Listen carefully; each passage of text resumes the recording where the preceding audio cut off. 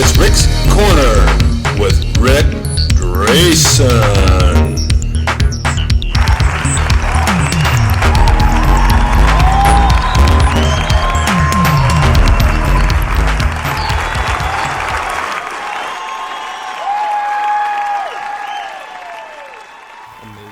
Yeah. And you didn't even go to high school. No. That's amazing. A self-made man. Yeah. Well, at that time I was at Depression in Canada. Right. And I had a help to give. I got $2 for 8-hour week. My God. Yeah, pulling a wagon. So I had to get the money and give it to my mother to feed the family. My father worked in a factory, and he put in the money, and I did. Well, after that magazine took off, then it inspired you to go bigger and bigger and bigger, and then it became a muscle builder at some point. It came, yeah.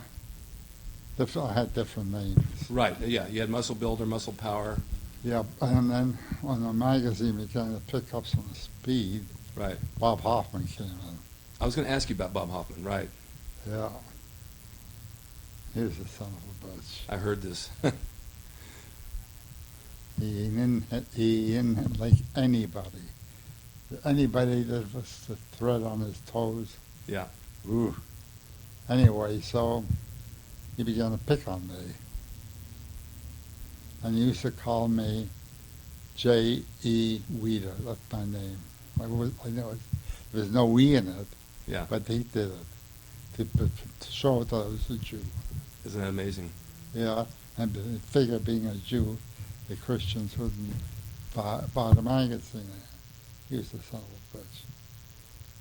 So anyways, I kept publishing my magazine, and he was with weightlifting only, and I was beginning to create bodybuilding. Right. Since I couldn't get into the army to do weightlifting, in fact, when that took place, nobody did weightlifting in Canada. Very few people could because there's no competition. Right. Any guy who was up to 18 was put into the army. So where are you going to get weightlifter? Yeah, it just wasn't popular. No. Now, how'd you get around Hoffman? How'd you actually, you surpassed him so far? Well, I was a tough guy, and nothing would bother me. He put out a magazine, and the first contest I put out, you know about it? Which was the first one? What year was that? Well, 19. Get back to that, but I remember one day down at the beach, you came in the gym when I was training down with Arnold, and you'd come down on Sundays and work out, and we'd go to lunch at Jamaica Bay Inn. You walked in the gym cold, and you picked up the 65-pound dumbbells, and you started curling them. Throwing up, yeah. Just curls with 65 pounds, and I looked at you and I said, where did you get that strength? I mean, you were strong. Of course I was. I told you I was a champion weightlifter. Yeah, but to pick out a 65-pound dumbbell cold and just start curling, my tongue hit the ground. I said, I couldn't believe the strength that came out of you. It's great. Well, that's the magazine. Yeah. Oh, yeah. See, this is the way it looked. Oh, all typewritten. Yeah, I had to order a mimeograph machine, Yeah.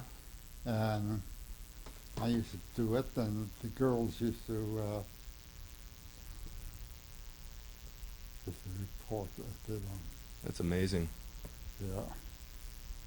And what year was that? And let me see. Well, here was Joe Weider. What year was that? I don't see a date on the front. That must have been 1940s. Was it the 40s? 46 or so. All right, that's why I don't remember. I was only 2 years old. So here was Joe Weider, Young Studios. Yep. I pressed 165. Yeah.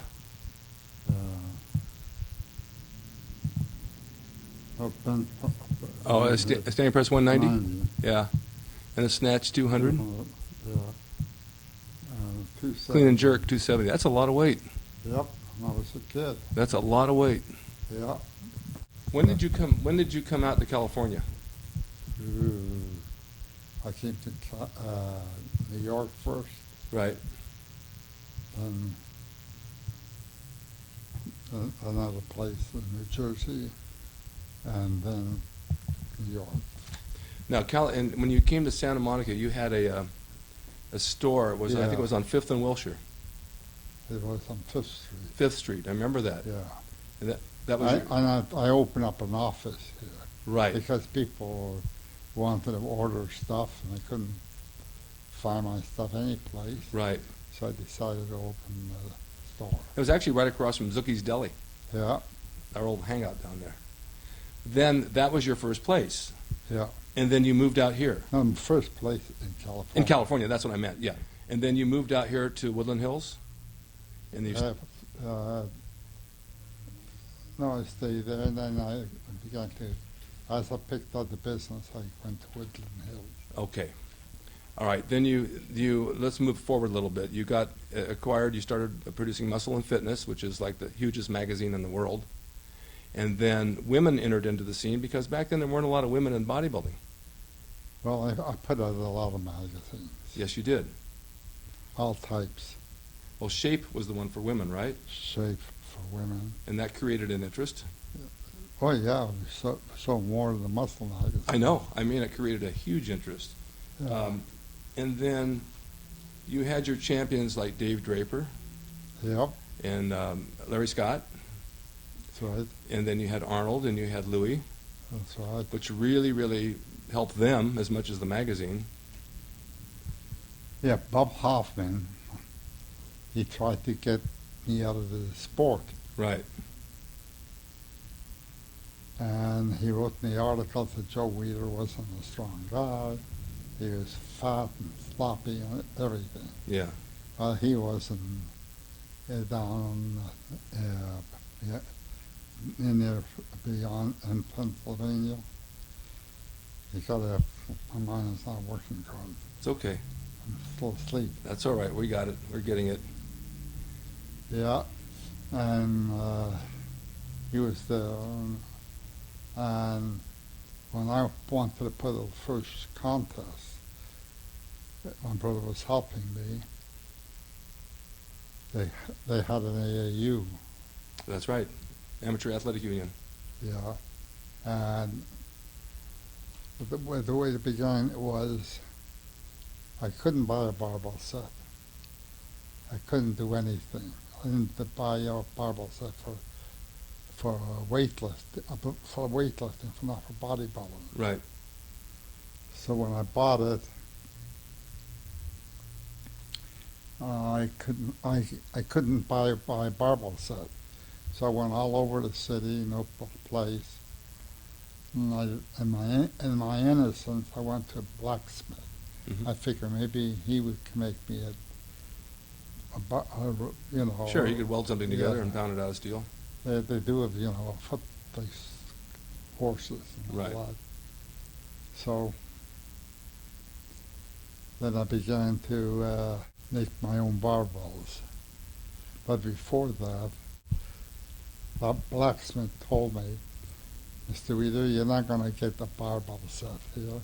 Nobody sells them. Nobody knows anything about it. But take my advice. Go down to the stockyards where they dismantled the trains. yeah, I There see you get a barbell set free. The axles and the wheels? Yeah. Of course. I had a friend, his father was had a mover with trucks. He had me go down, pick it up, and I brought it home, and I began to work out.